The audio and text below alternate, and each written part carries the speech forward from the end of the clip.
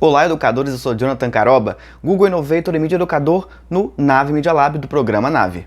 Todas as vezes que a gente fica pensando em como criar avaliações que deem conta de avaliar de fato os nossos estudantes de maneira mais personalizada ou mais específica, a gente fica também pensando qual seria o melhor recurso para isso.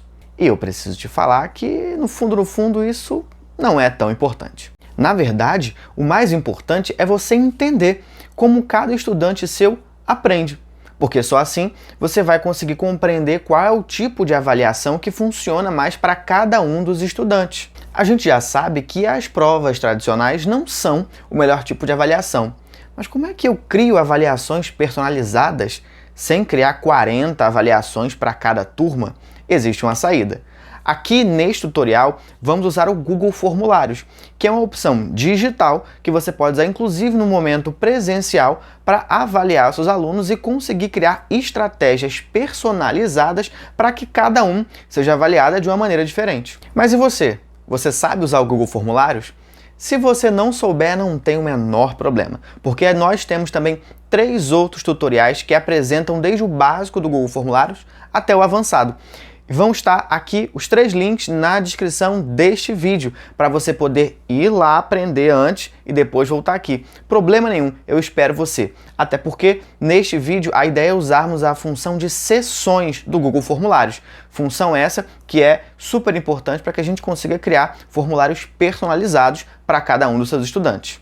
Mas se você já conhece o Google Formulários e a função de sessões, então vamos lá. Quando a gente fala de avaliações personalizadas especificamente no Google Formulários, a ideia é a gente usar outras funções um pouco mais elaboradas para que a gente não fique só naquelas avaliações de múltipla escolha, né, fazendo respostas certas e respostas erradas, porque isso, claro, ajuda, mas não favorece quando a gente quer criar e inventar outros tipos de avaliações que deem muito mais vazão para que os alunos possam de fato se sentir melhor avaliados. Nesse sentido, aqui a gente já tem um formulário criado previamente e o primeiro ponto aqui que a gente pode usar para já criar de cara uma avaliação personalizada é pensar que a gente pode disponibilizar para os estudantes formatos diferentes de avaliação dentro do mesmo formulário. Então, qual é a ideia aqui? A ideia é que o estudante possa escolher qual é o tipo de avaliação que ele vai submeter. Então, ele pode escolher a múltipla escolha, ele pode escolher respostas abertas, né, respostas discursivas, ele pode escolher fazer uma redação, ele pode escolher fazer uma autoavaliação, ou ele pode, inclusive, submeter um projeto, né, uma avaliação de projeto. E aqui cabe até uma dica, porque muitas vezes a gente acha que os estudantes eles vão sempre escolher a múltipla escolha ou a autoavaliação porque é mais simples, mas tem um porém. Como eles podem entrar em cada uma dessas para ver e avaliar se eles sabem de fato ou não o conteúdo que está ali posto para eles, eles vão também escolher o tipo, né, o formato de avaliação que eles mais se sentem confortáveis em responder. Então nós vamos aqui agora ver como é que ficaria a visualização dos estudantes, né, da nossa avaliação personalizada. A gente escolhe aqui a múltipla escolha, né, e avança. Selecionamos as respostas aqui, capital do Brasil, Brasília, maior estado do país, do estado aqui, eu vou chutar o Pará, porque todos aqui me parecem muito pequenos, né, em território. Vamos lá. E aí a gente finaliza a avaliação e ele submete. Enviando outra resposta, a gente consegue ver, né, por exemplo, respostas abertas, a gente consegue ver outros formatos de perguntas. E isso pode ser muito interessante, porque aqui, por exemplo, né, a gente tem quantos estados temos no Brasil. E aí existe uma orientação. Essa também é uma outra dica, né? A gente consegue usar a validação de resposta para conseguir automatizar a correção de perguntas que têm respostas abertas. Então, se a gente voltar lá para a nossa avaliação aqui, a gente consegue ver em respostas abertas, ó, clicando nessa pergunta, a gente tem aqui, né, essa parte aqui embaixo, onde a gente obrigatoriamente pede um número igual a 26 para a quantidade de estados no Brasil. E a gente tem aqui, ó, a validação da resposta, que é essa opção aqui no cantinho, que a gente vai usar exatamente para automatizar e personalizar a correção. A validação da resposta, ela também vai funcionar para questões do tipo redação, né? A gente colocou aqui a redação como um formato de avaliação possível, e aqui também é interessante a gente pensar, né? Eu posso colocar o tema, sei lá, geografia, é um tema não tão específico, e aqui no texto, né, eu posso pedir esta é a minha redação.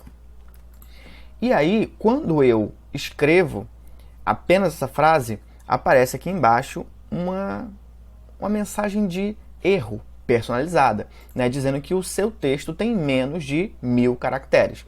E isso também é interessante, porque essa já seria uma avaliação prévia, né, automática, dizendo que se esse texto ele não tem 1000 caracteres, ele não é um texto, não configura minimamente a redação que você espera desse estudante.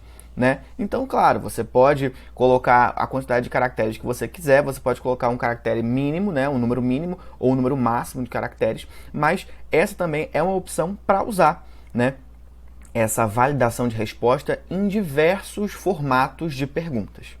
Dentre as possibilidades que a gente tem, né, de ser avaliado quando a gente é um estudante, nesse formato aqui de formulários personalizados, a gente tem a avaliação de projeto, né? Então aqui na primeira pergunta a gente vai ter essas opções e uma opção, né, uma seção para cada opção de formato, colocando aqui, né, a gente tem essa opção na pergunta, ó, ir para a seção com base na resposta. Então a gente vai ter aqui, a gente vai escolher múltipla escolha e vai para a seção 2, a gente escolhe a avaliação de projeto e vai para a seção, deixa eu escolher aqui para vocês, ó, a seção 6, avaliação de projetos.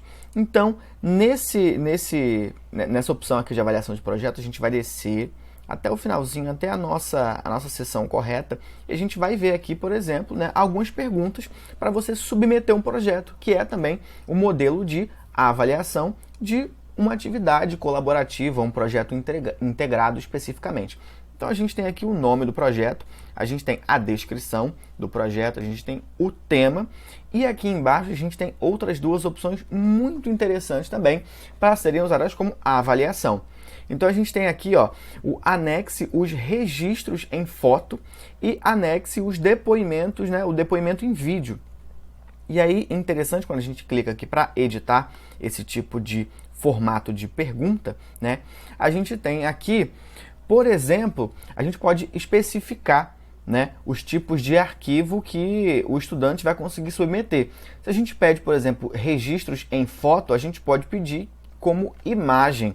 Então, ele não vai conseguir submeter documentos, planilhas, PDFs, vídeos, apresentações, áudios. Ele só vai conseguir submeter arquivos em formato de imagem, seja ele PNG, GIF, JPEG, esses formatos mais tradicionais e outros também que o próprio formulário aceita. A gente pode colocar aqui o número máximo, ó, de arquivos e a gente também consegue escolher um tamanho máximo para esse arquivo.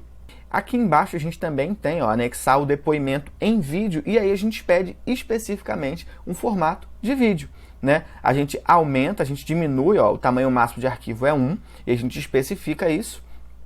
E a gente aumenta um pouquinho, a gente poderia aumentar para 1 GB, por exemplo, ó, o tamanho máximo de arquivo, porque a gente sabe que vídeo, né, o vídeo ele tem um tamanho um pouco maior também.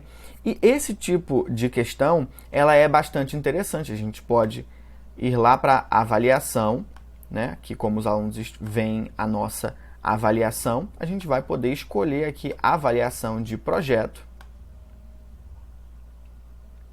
E aqui a gente consegue ver, ó, adicionar arquivo, e aqui a gente consegue criar dentro de um mesmo formulário uma outra possibilidade de avaliação de projeto.